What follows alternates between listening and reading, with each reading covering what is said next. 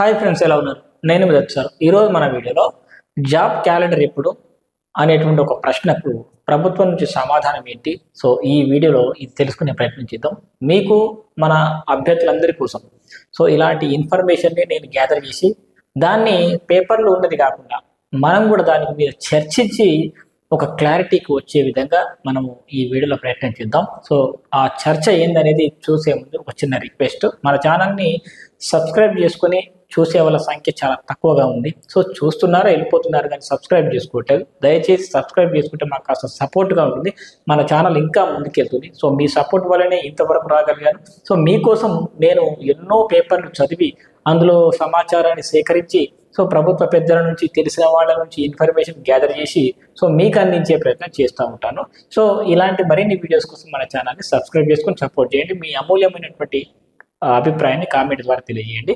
So first of all ఈ పేపర్లో వచ్చిన ఒక వార్త ఏంటంటే జాబ్ క్యాలెండర్ ఇప్పుడు మరి జాబ్ క్యాలెండర్లో గత 24-25 క్యాలెండర్ ప్రకారం మరి ఎలాంటి పోస్టుల గురించి, మరి ఏమేమి పోస్టుల గురించి దాంట్లో పొందుపరచడం జరిగింది. సో ఇప్పుడు ఏం చేయాలి? సో చూసే ప్రయత్నం చేద్దాం.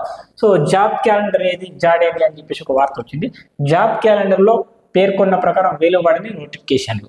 సో వాస్తవం చెప్పండి, ఎస్సీ వర్గీకరణ ప్రక్రియ పెండింగ్తో సో ఈ నిలిచిన నోటిఫికేషన్లు జారీ. ప్రస్తుతం వర్గీకరణ ప్రక్రియ పూర్తయినా ఇప్పటికీ వెలువడిన గతేడాది క్యాలెండర్ ప్రకటనల గడువు ముగిసి 4 నెలలు కావస్తున్నా కొత్త క్యాలెండర్ ఉసిరీదు. ఉద్యోగ ప్రకటనలు ఎప్పుడో తెలియక నిరుద్యోగుల్లో నిరాశ, అయోమయం. ఈ జాబ్ క్యాలెండర్ అనేది ఒకటి ఉంటే ఒక క్లారిటీ ఉంటుంది. అంటే ఈ ఫలానా తేదీకి ఫలానా నోటిఫికేషన్ వస్తుంది, అది మిస్ అయినా ఈ నోటిఫికేషన్ మనకి ఎలిజిబుల్ ఉంటుంది, ఈ నోటిఫికేషన్ ఎలిజిబుల్ ఉంటుంది అని ఒక ఆర్డర్ ప్రకారం ఒక లెక్క ఉంటుంది. దాని ప్రకారం అభ్యర్థులు ప్రిపేర్ కావాలా, వేరే ఏదైనా ప్రైవేట్ జాబ్ చేసుకోవాలా అని చెప్పేసి ఆలోచిస్తారు. సో ఇప్పుడు జాబ్ క్యాలెండర్ లేక, నోటిఫికేషన్ల మీద క్లారిటీ లేక అభ్యర్థులు ఇప్పుడు ప్రైవేట్ జాబ్ చూసుకోవాలా లేకపోతే ప్రిపేర్ కావాలా? ప్రిపేర్ అయితే నోటిఫికేషన్ వస్తుందనే గ్యారెంటీ ఉందా? అసలు జాబ్ క్యాలెండర్ వచ్చిన తర్వాతనే నా మీద నమ్మకం లేదు, ఇక నోటిఫికేషన్ క్యాలెండర్ లేనప్పుడు మరి ఏం చేద్దాం? సో దీని మీదనే మరి తెలుసుకునే ప్రయత్నం చేద్దాం. వాస్తవం చెప్పాలంటే మరి ఎప్పుడైతే ఎస్సీ వర్గీకరణ అని చెప్పేసి ఈ విషయాన్ని నాచడం జరిగిందో అప్పటి నుంచి ఇది పెండింగ్ పడుతూనే ఉంది. సో ఈ ఎస్సీ వర్గీకరణ పూర్తయిపోయింది, దాని రిజల్ట్ వచ్చేసింది, జీవో వచ్చేసింది. ఏప్రిల్ 14 తర్వాత సో నోటిఫికేషన్ కొత్తగా మరి రావడం కోసం కొత్త క్యాలెండర్ విడుదల చేస్తామని చెప్పడం జరిగింది. సో ఏప్రిల్ అయిపోయింది, మే అయిపోయింది, జూన్ అయిపోయింది, జూలై, ఆల్మోస్ట్ 4 నెలలు అయినా ఇప్పటికి కనీసం క్యాలెండర్ లేదు. సో క్యాలెండర్ ఉంటే జాబ్ క్యాలెండర్ ప్రకారం ప్రిపేర్ అవుతామని చెప్పి చాలామంది అడుగుతున్నారు. సో ఇది ఈ వార్త. మరి క్యాలెండర్ జాడేది అని చెప్తూ మొదటి పేజీ 60 వార్త చూసుకున్నట్లయితే వాస్తవం చెప్పంటే ఈ ప్రస్తుతం అన్ని ఈ ప్రకటనలు ఏవైతే ఉన్నాయో అవన్నీ జస్ట్ ప్రభుత్వాలు స్వయంగా చెప్పినా వాటికి విలువ లేకుండా పోతుంది. గతంలో మరి మాజీ ముఖ్యమంత్రి కేసీఆర్ గారు స్వయంగా మరి అసెంబ్లీలో ప్రకటించినప్పటికీ వాటిని అమలు చేయలేదు. సో ఇప్పుడు మరి ఈ ప్రభుత్వం కూడా ఒక క్లారిటీ లేకుండా పోతుంది. ఈ క్లారిటీ లేకుండా పోతే ప్రభుత్వం మీద పెద్ద ఎత్తున విమర్శలు వచ్చే అవకాశం ఉంది. ఇప్పటికే నిరుద్యోగుల్లో ఒక నిరాశ అయితే ఉంది. సో అందరికీ సాటిస్ఫై చేస్తున్నారు, కానీ ఇక్కడ మా నిరుద్యోగుల గురించి పట్టించుకోవట్లేదు అని చెప్పేసి చాలామంది వాళ్ళ లోపల ఆందోళన చెందుతున్నారు.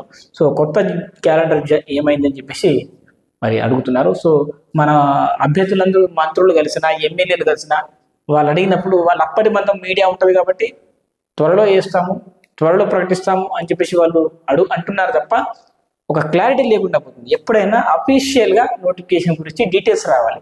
సో ముఖ్యమంత్రి లాంటి వాళ్ళు విద్యాశాఖ నుంచి కానీ కొన్ని అప్డేట్స్ వస్తే సో దాన్ని బట్టి మరి ఏదైనా చర్య తీసుకునే అవకాశాలు అయితే ఉంటాయి. ఈ విధంగా తెలంగాణ జాబ్ క్యాలెండర్ 24-25 ఇది.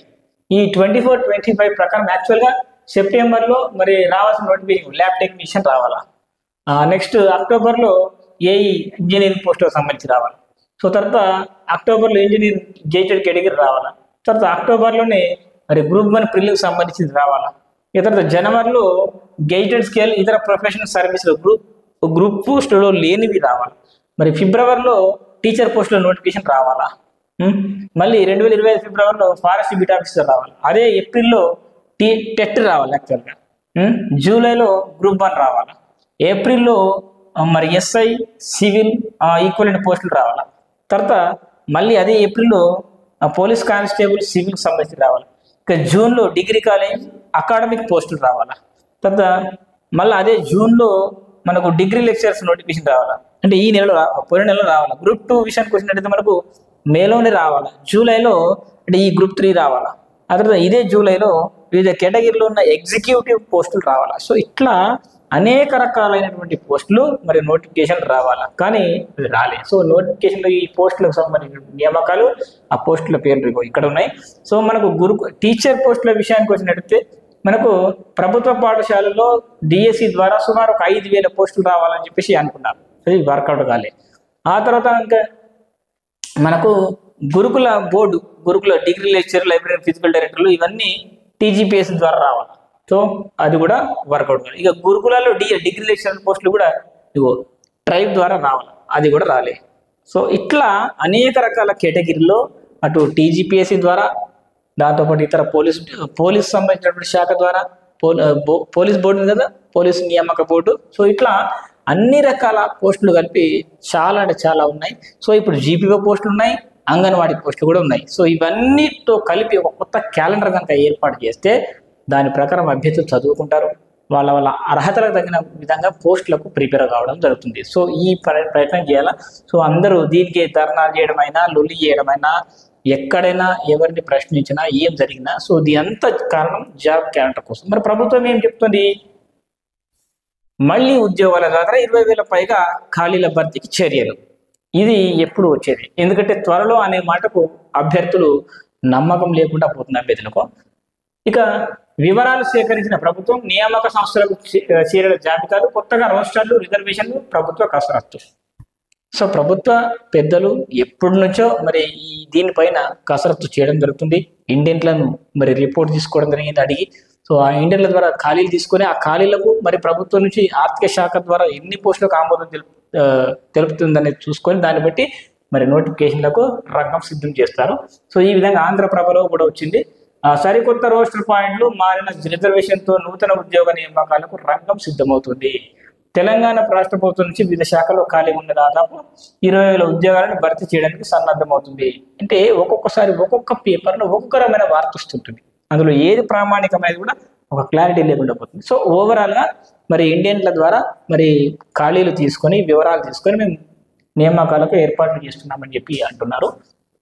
తర్వాత కొత్త క్యాలెండర్ ప్రకారమే, అంటే కొత్త జాబ్ క్యాలెండర్ ప్రకారం మేము చేస్తామంటున్నారు. 24-25 ఏడాది క్యాలెండర్ జారీ చేసింది కదా, మరి దాని ప్రకారమే వెళ్ళాలా, లేకపోతే కొత్తగా రీషెడ్యూల్ చేయాలా అని చెప్పేసి ఆలోచిస్తారు. ఏప్రిల్ 14న మరి ఏదైతే ఎస్సీ రిజర్వేషన్ సంబంధించినటువంటి ఏదైతే ఉందో ఆ వర్గీకరణ పూర్తయిపోయింది.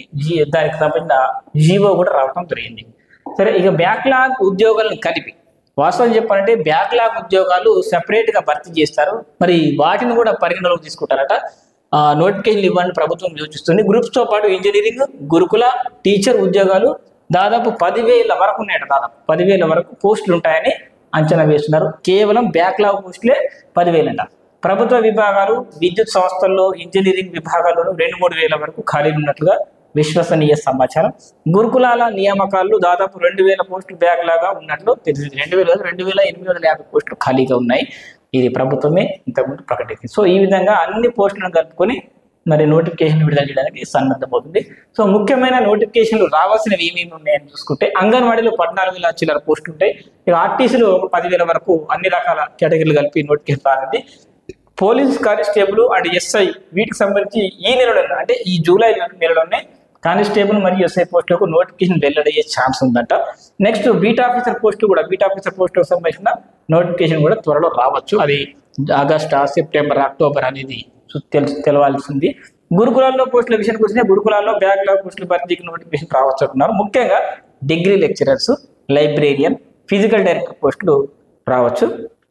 ఈ పోస్టుల భర్తీకి నోటిఫికేషన్ త్వరలో వెలువడే అవకాశం ఉంది. ఇక సింగరేణి, కాంగ్రెస్, ఇంజనీరింగ్ పోస్టులు, దాంతోపాటు ఇంజనీరింగ్ పోస్టుల భర్తీకి కూడా నోటిఫికేషన్ వచ్చే ఛాన్సెస్ ఉంది అంటున్నారు. ఇక టీచర్ పోస్టుల విషయానికి వస్తే టెట్ పరీక్ష పూర్తయింది కాబట్టి తర్వాత మరో 5,000 నోటిఫికేషన్ భర్తీకి మరి విడుదల చేసే ఛాన్స్ ఉందని చెప్పేసి అంటున్నారు.